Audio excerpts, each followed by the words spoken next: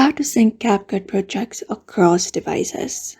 Hello everybody, welcome back. If you're wondering how you can follow the steps. So in order to do that, you can open up CapCut on your screen first and you should be finding this interface on your screen. So all you gotta do is from the bottom in the navigation bar, you should be finding Templates, Library and Me option. You can tap on the Me option in the bottom right corner. After tapping on Me option, what you need to do is go ahead and log in your CapCut using Google, email or Facebook, anything that you prefer. And once you go ahead and log in, what you can do is head over to the Library tab in order to look for your projects. And when you head over there, you should be finding all of your projects here.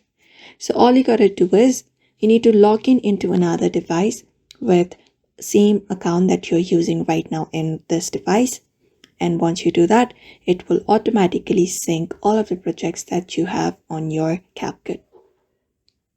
So that's it for now. That is how you basically sync CapCut projects across devices. So I hope this video was helpful and thank you for watching this video.